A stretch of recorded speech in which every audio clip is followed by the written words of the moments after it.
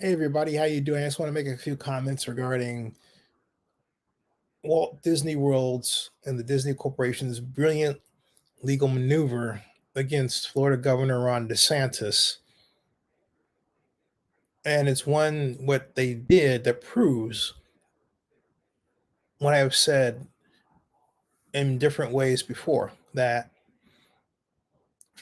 you cannot just unwind a city state. That's what Walt Disney World is.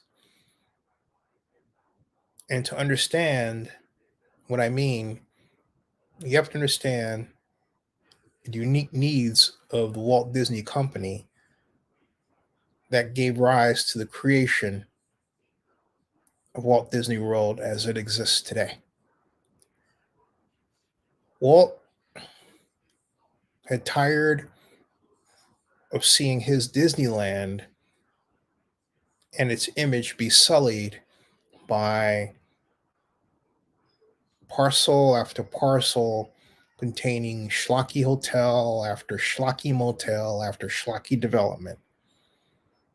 Gas stations here, parking lots there, a big urban planning mess. He wanted essentially another go of it, and that's what Walt Disney World was about. But he had another idea encapsulated within that, an idea for something called an experimental prototype community of tomorrow, Epcot, a name that is now firmly rooted in American culture. What was Epcot to be? Epcot was essentially Walt Disney's answer to the question of the day in the 60s, what to do about the urban predicament, which, if you look at it another way, was really the black predicament in the urban American society. Walt's answer was to have a city that was essentially always in a state of flux, always testing out new materials and equipment and living dwelling designs before they could be put out for general use in the public. That was the idea of Epcot.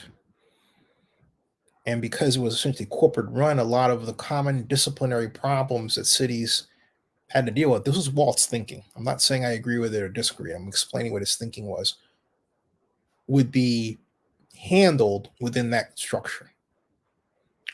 And so that is a very simple explanation for Epcot.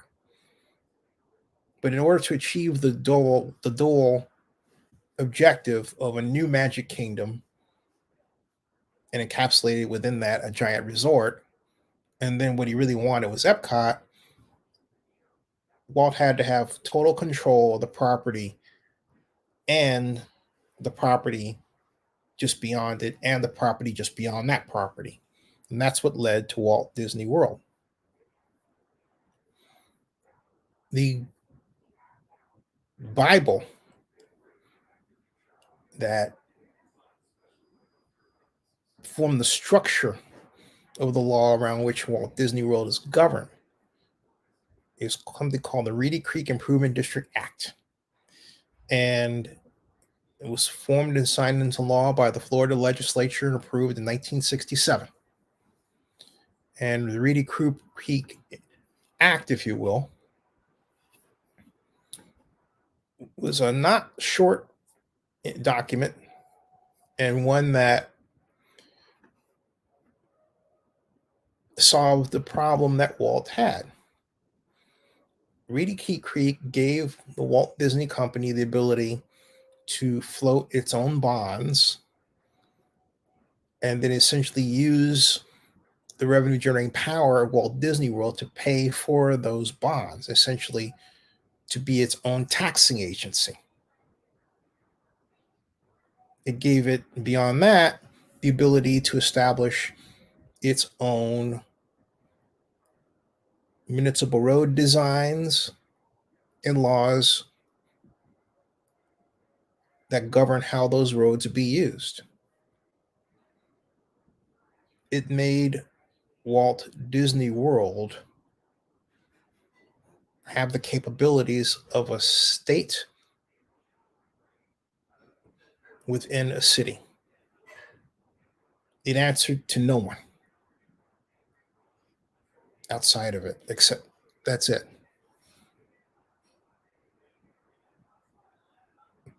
That was it. And within that power umbrella, the governing body of Walt Disney World had the ability to do everything from build a new airport to build a new nuclear power plant if necessary. All that was written in the enabling legislation, that capability. And indeed, there were plans to do, or build rather, an airport of the future just south of Epcot, among other things.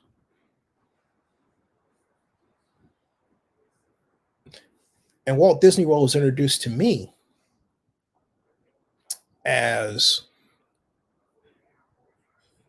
part of a book called The Art of Walt Disney that was bought for me in 1968.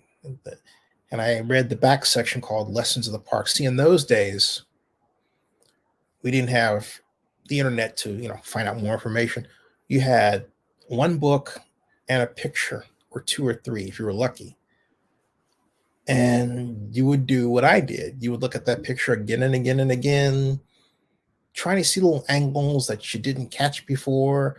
Maybe you take the picture and use that as the basis of a drawing because you had not been down there. You were trying to imagine what was going on. And if you were a planner type like me, your own ideas for it and everything else. That became the basis for my urban planning dreams. So what the Reedy Creek Improvement District stood for me was a tool upon which the ultimate planner could use to develop the ultimate urban utopia. That's how I thought about it. I was young, okay? But what was impressive to me as the years went on was how robust the law was maintained, how powerful it was, how it came to be the darling of the bond markets, how it represented how a smooth running urban corporation should be. And then here comes Ron DeSantis thinking he's going to strip Disney's power because Disney won't back his stupid law. And it was stupid. It was an attack on free speech. He, like so many of his conservative, or I call them couch potato conservative, because to call them conservative is a true intellectual insult to conservatives, thought that they could simply wipe Disney aside and do what they wanted to do. You can't. So the success of Reedy Creek Improvement District was proven by the action of a February 8th agenda series of items at the meeting of the Reedy Creek Improvement District Board.